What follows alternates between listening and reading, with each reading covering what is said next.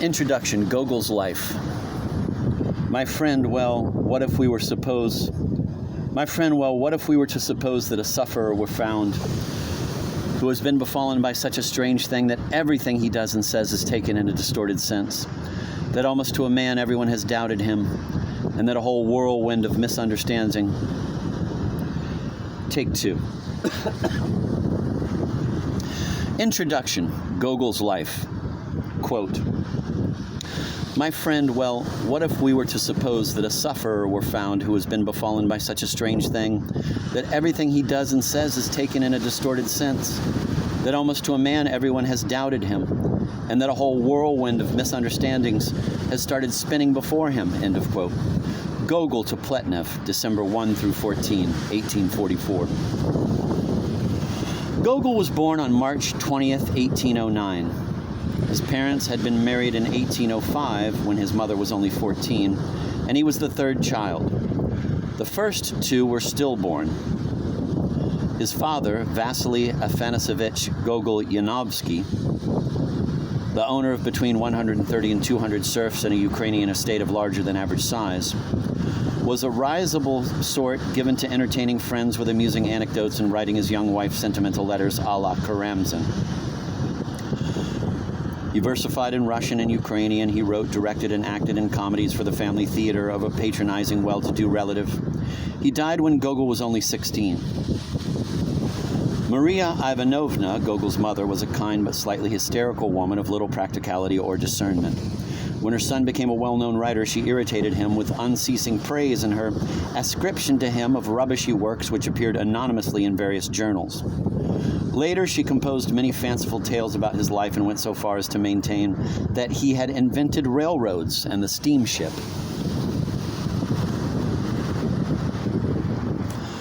Gogol's entrance into the gymnasium at Nezhin in 1821 followed some 3 years of preparatory tutoring in Poltava. In the Reminiscences of School Chums, Gogol appears as a sickly ectomorph who promised little for the future. He was reasonably well-liked, but he was a grubby little child whose sticky fingers repelled his classmates. His pockets were crammed with candies and gooey galushki, which he munched dispassionately between and during classes. His laziness, audacious lies, refusal to wash, and general perversity alternately stupefied and angered his superiors. But the punishment meted out was seldom harsh, though Gogol seems to have spent a good deal of time standing in the corner and was often shut up in his room without supper. On one occasion, he was condemned to be thrashed, but the arrival of his executioners precipitated a startlingly realistic attack of make-believe madness. His wild eyes, spooming mouth, and horrific screams frightened the poor pedagogues, and he spent a few comfortable weeks luxuriating in the infirmary. Given this incident, it comes as no surprise that his favorite diversion at school was the theater. The Nezhin thespians performed Russian, French, and German plays, Gogol excelling in the comic roles, those of old women particularly. As he disliked virtually all games which required physical activity, the leisure hours of his uneventful adolescence were devoted to pleasant sedentary enterprises such as making copies of Pushkin's latest works, The Gypsies, the first chapters of Eugene Onegin, and embellishing the manuscripts with illustrations. N.P. Nikolsky, instructor of Russian literature in the gymnasium, declared Pushkin an empty but seditious libertine. But when on several occasions jokesters, Gogol included, handed in Pushkin's poems as if they were original compositions, the unsuspecting Nikolsky patiently rewrote and corrected them. In class, the students were administered fatal doses of German romanticism, Homer, read in Greek, which they did not understand, and 18th century Russian relics such as Karaskov and Sumarokov. Gogol contributed prose and verse to the school literary magazine, which in a fitting spirit of humility was called Parnassian Dung. One poetic satire was entitled, quote, something about Nezhin, or there's no law written for fools, end of quote. Indeed, Nezhin, from which Gogol graduated in 1828, was a good school only by the miserable standards of the time. Gogol himself was not an outstanding pupil, and apparently he did not even consider going on to a university. He was the most poorly educated of all the great 19th century Russian writers.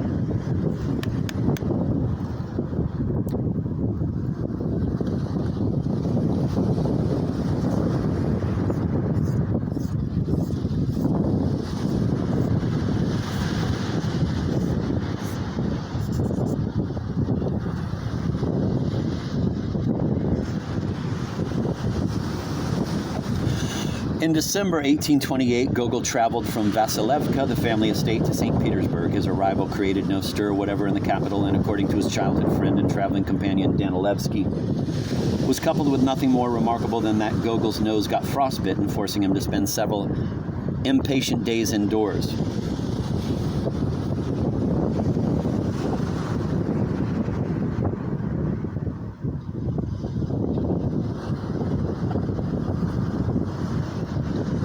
Confronted by the hostile climate, exorbitantly high prices, and surly inhabitants of Petersburg, the young provincial's enthusiasm soon turned as cold as his nose. Though for some time Gogol had been telling his mother and friends that he hoped to benefit his country in a post in the civil service, it appears that he already planned a literary career. Among the things he packed for Petersburg was Hans Kugelgarten, an ill-made verse idyll of about 1,200 lines, which he published under a pseudonym and at his own expense in May 1829. When two reviewers tersely roasted the poem, Gogol collected the unsold copies, burned them, and soon thereafter, July 24th, decided to leave the country. He was to indulge in this kind of vicarious self-immolation with grim regularity later in life.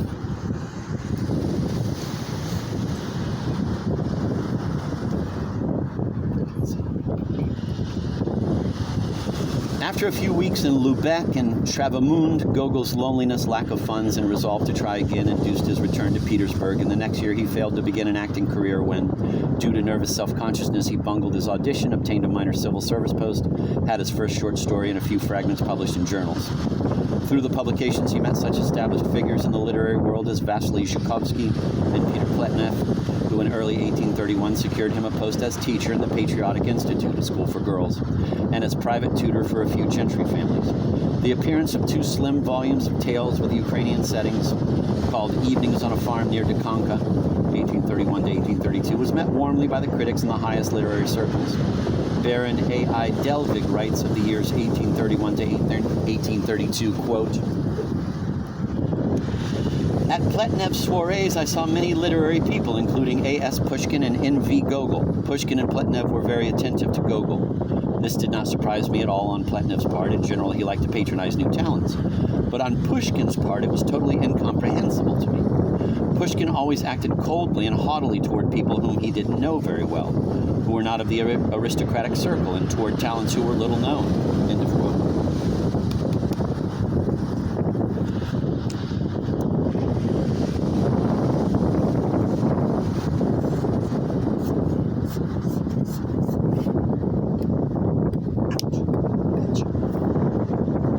In mid-1832, Gogol returned to Vasilevka by way of Moscow, where he met important members of the Russian literary and theatrical world, including Mikhail Pagodin, Mikhail Shepkin, and Sergei Aksakov, all three destined to be among his regular correspondents.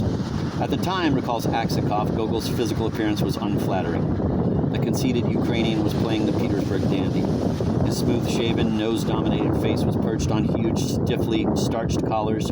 A curly shock of hair was piled on top of his head, with the temple locks slicked down. And he sported a flashy, varicolored vest with a shiny gold chain. But the trip was successful, the family reunion noisy and gay. Afterwards, accompanied by two servants and two sisters, bound for the Patriotic Institute, Gogol rolled back to Petersburg. To his closest friends at this time, all Nezhin schoolmates such as Prokopovich, Danilevsky, Kukulnik, and Grabinka, who were employed or unemployed in St. Petersburg, Gogol gave nicknames: Dumas, Hugo, and Balzac. For although the subject matter and style of L'École Frénétique had some brief influence on Gogol, he remained irreverent.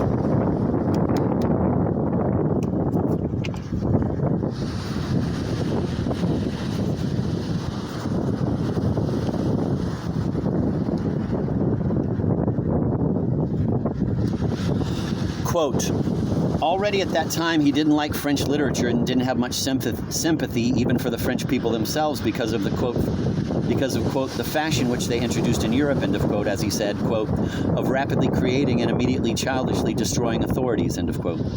Incidentally, he read absolutely nothing from French belles letters and took up Molière only after a severe reproach from Pushkin for neglect of this writer. Also, he knew little of Shakespeare. Goethe and German literature in general barely existed for him. And of all the names of foreign poets and novelists, one name, Walter Scott, was familiar to him otherwise than from guess and from rumors. End of quote.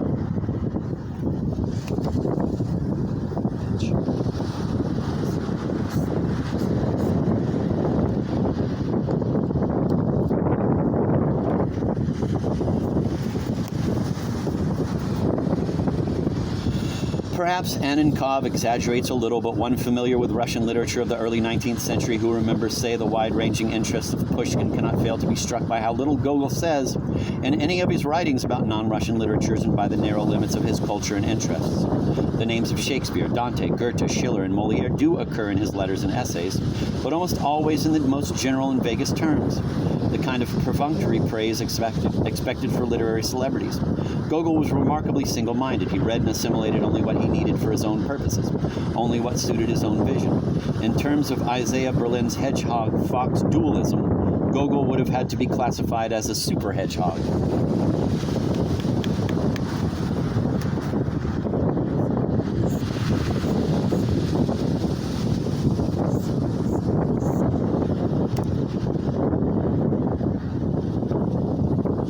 Reminiscences of the early and middle 1830s suggest that Gogol was a rather secretive person, disinclined to reveal himself to anyone. In the presence of strangers, he was stubbornly clam-like. But with his Ukrainian friends, he was usually relaxed, jovial, and ready to amuse the circle by employing his uncanny aptitude for ferreting out petty weaknesses and doing verbally annotated impersonations of people during their moments of vanity, inanity, affectation, and complacency.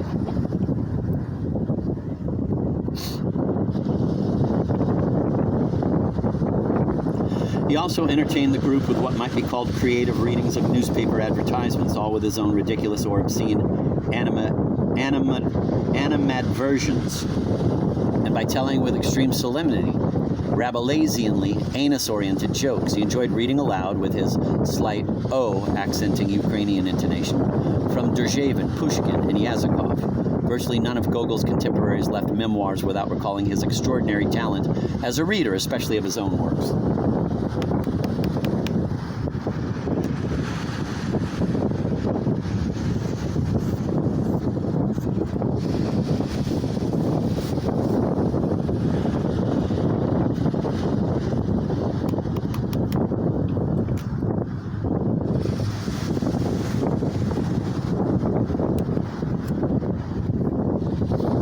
Gogol did not publish anything of import in 1833 to 1844, but he continued to write. In early 1833, he repudiated the inconsequential stories of evenings, saying he felt something great had to come. The following, quote, apostrophe to 1834, end of quote, gives some insight into his mood and character as the year began.